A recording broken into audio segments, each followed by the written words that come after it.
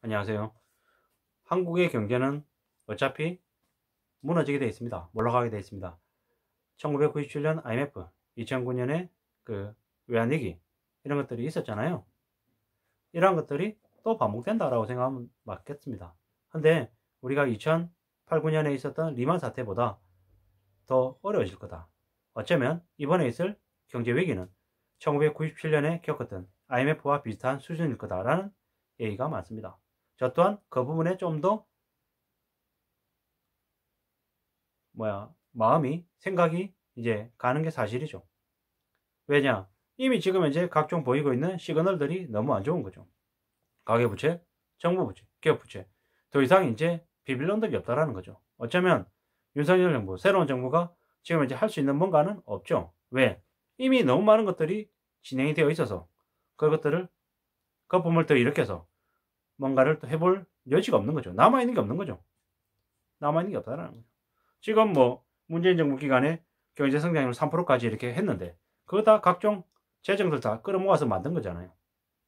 윤석열 정부는 그런 것들을 만들 기회도 없죠. 아마도 윤석열 정부 4년차, 5년차쯤 되면 터지지 않을까라고 조심스레 짐작을 하는 거죠. 그전에도 계속 크고 작은 일들은 터지겠죠. 원달러 환율이 1,400원, 1,500원, 2,000원을 넘어간다는 얘기도 점점 현실로 다가올 것 같습니다. 그리고 주가 또한 현재 2,700인데 2,500, 2,200, 2,000, 1,500, 1,000 초반대 충분히 갈 것 같죠. 예전에 1998년 6월 달에 한국의 주가가 277이었습니다. 믿기 어려운 얘기죠. 장중 가격이긴 합니다만은 지금으로 보면 거의 한 10분의 1 가격이죠. 에이 설마 라고 하지만 실제로 그랬습니다. 우리가 김영삼 정부 시절에 그 OECD 국가 가입을 서둘러서 했잖아요. 자신의 취적을 위해서 조금 무리하게 앞당긴 거죠. 그러다 보니까 갑자기 선진국의 잣대를 들이대다 보니까 몸은 이제 중진국인데 아직 우등생이 아닌데 갑작스럽게 성적표 좀 더 몇 번 잘 나온 거 가지고 우등생들하고 그 틈바구니 끼워가지고 뭘 해보겠다고 하다 보니 가랑이가 찢어진 거죠. 근데 그러고 난 이후에 혹독한 어려움을 겪었죠. 외환위기가 고갈돼 가지고 돈 빌리느라고 일본 갔다가 거절당하고 미국 가가지고도 돈 빌리겠다라고 IMF 체제에 들어선다라고 했지만 시장의 불안은 멈추지가 않았죠. 김영삼 정부가 미국 대통령한테 여러 차례 전화해가지고 도와달라고 업소를 했어야 됐고 또한 미국에서 그 한국의 채권을 가지고 있는 다른 채권국들에게 얘기도 해주고 할 정도였죠. 뭐 한국이 IMF 체제가 아닌 다른 길로 들어서서 다르게 했으면 좋았을 텐데 뭐 협상의 아쉬움 그리고 여러 가지 부분들이 좀 안타까운 일들이 많이 벌어졌었죠. 비정규직이 생기고 계약직이 생기고 그러고 난 후에 그들이 다시 정규직으로 복귀한 게 아니라 이미 그런 체제로 그냥 굳어져 버렸던 거죠. 기득권들이 좋아하는 모습으로 재편됐다고 봐야 되는 거죠. 또한 미국이라고 한 나라는 뭐 거대한 뭐 환투기 세력들 그들이 한국을 들어와서 많이 휘젓고 다녔죠. 그리고 헐값으로 한국의 우량 자산들을 주식들을 대거 매입했죠. 그런 아픈 기억들이 있는 거죠. 근데 앞으로 똑같은 일이 또 벌어진다라는 거죠. 일본의 드라마 하케다카라고 하는 게 있습니다. 뜯어먹으러 오는 거죠.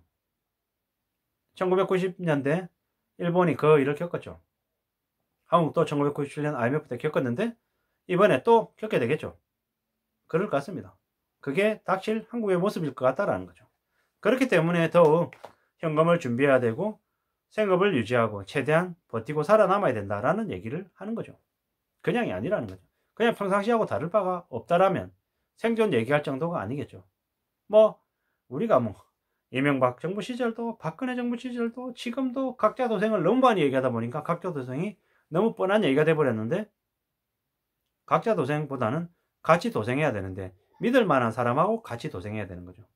잘 모르는 사람, 사기꾼들 엮이면 나쁜 기운을 가지고 있는 사람들과 잘못 엮이면 그것만큼 안 좋은 게 없다라는 거죠.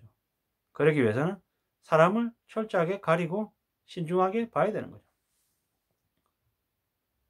저는 이제 이런 얘기들을 하죠. 가끔씩 가까운 사람들에게. 정말로 주변에 정말 상품 경쟁력이 뛰어나고 정말 열심히 할 사람이 있으면 소개시켜 달라고 얘기해요. 그들이 가지고 있는 상품을 제가 좀 붙어서 디벨롭을 시켜서 좀 자리매김하게끔 돕고 싶다라는 얘기들도 하죠. 근데 다른 한편으로 후회도 많이 합니다. 아, 말이 앞서서 왜 그렇게 얘기했을까? 그냥 정말 그런 사람이 있다라고 하면 자연스럽게 나한테 연결이 될 텐데, 그리고 내가 또 만나게 될 텐데 굳이 저렇게 내가 얘기할 필요가 있었을까? 라는 그런 생각도 좀 들죠. 될 사람은 어떤 식으로든 시간이 걸릴 뿐인 거지 되는 거고, 안 될 사람은 언제든 몰라간다 라는 게 이제 제 생각이죠. 이번에 많은 이들이 극빈층으로 전락하고 평생 거지가 될 것 같습니다. 가난하고 극빈층으로 극빈해지면 그냥 계급사회에서 하층민으로 전락하는 거죠. 빚내서 집산이들은 대부분 다 집을 뺏길 것입니다. 그리고 거지가 될 겁니다. 한국의 경제는 초토화가 될 겁니다. 그렇기 때문에 그 힘들고 어려운 험난한 시간을 잘 버틸 수 있는 우리들이 개개인들이 돼야 될 것 같습니다. 그렇지 않으면 그 경제 쓰나미에, 경제 충격의 쓰나미에 같이 휩쓸려 갈 게 분명하죠. 환율 1,500원, 2,000원 뭐 그렇게 되면 대한민국의 물가는 상상을 초월할 정도로 올라가 있겠죠. 세금 안 올릴 수 없고 전기세, 가스비, 버스비, 지하철요금 같이 올리겠죠. 국민연금도 또 올리고 뭐 각종 세금들은 안 올라갈 수 없다라는 거죠. 이런 나라 일본처럼 정말 사과 한 조각도 반 조각으로 쪼개서 반납 먹고 정말 뭐 물건 하나 사러 슈퍼마켓을 4-5군데를 돌아다니는 일이 일상이 될 것 같습니다. 뭐 그렇게 살아야 겨우겨우 지내니까요. 이런 힘들고 어려운 시기를 점점 더 맞이하게 될 텐데 어떻게 지내지? 어떻게 살아야 되지? 이런 생각들은 당연한 거죠. 뭐 연끌족들, 비투족들은 당장 직격탄을 맞고 있기 때문에 허리띠를 더 졸라매야 되는 거죠. 치킨 하나도 맘 놓고 멋있게 먹는 거죠. 그냥 집에서 집밥만 먹어야 되는 거죠. 그리고 뭐 회사 다니면서 구내식당만 이용해야 되고 뭐 밖에서 밥 먹자 이러면 그냥 거절하는 거죠. 아, 약속이 따로 얘기하고 커피도 바깥에서 커피 못 마시는 거죠. 그냥 회사에서 비치되어 있는 그냥 동서커피, 스틱커피 그거 타서 그냥 한 2개, 3개 넣어가지고 진하게 타서 그냥 먹는 거죠. 매일 그렇게 먹고 빡세게 일해야죠. 회사에서 일하고 회사 일 퇴근하면 잽싸게 또 다른 데 가가지고 배달 일하고 또 늦은 시각에는 대리운전하고 뭐 이런 식으로 투잡, 이자 포잡해서 어떻게든 빚 갚겠죠. 그렇게 살아갈 거다라는 거죠. 근데 그것도 조금만 삐끗하면 그냥 망하는 거죠. 앞으로 한국 경제는 망한다라고 보면 맞죠. 망하고 다 몰락하고 다 쓰러지고 나중에 다시 뒤집어 엎겠죠. 새로이 세우겠죠. 그렇게 새로이 세울 때 그래도 몰락하지 않고 영원히 하층민으로 전락하지 않기 위해서는 어떻게든 생업을 중요시하고 현금을 모으고 자기 자리를 잘 지켜나가야겠다는 거죠.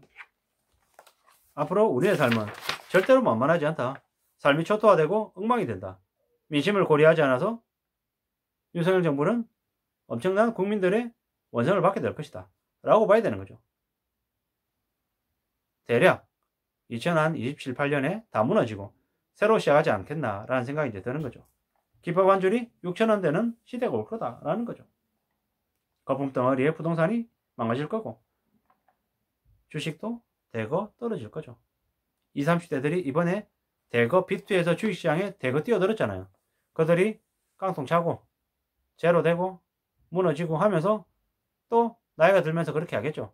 야, 주식 함부로 하는 거 아니야. 주식으로 돈 벌겠다는 생각 하지 마 라고 치를 들면서 얘기하겠죠. 우리의 부모들이 50대 60대들이 과거에 2000년대 똑같이 겪었거든요. 그런 일들이 이번에 또 재현될 뿐이다 라는 거죠. 한국은 망하고 경제가 무너지고 또 다시 또 새로 재건이 되지 않겠냐. 그러기 위해서 이번에 무리하게 진 빚을 대거 정리하는 시기가 앞으로의 5년일 것 같다라는 말씀을 드립니다. 그래서 어떻게든 이 5년을 잘 견디고 잘 버텨야 된다는 말씀을 다시 한번 더 드립니다. 저와 여러분들이 잘 생존하기를 바랄 뿐입니다. 이상입니다.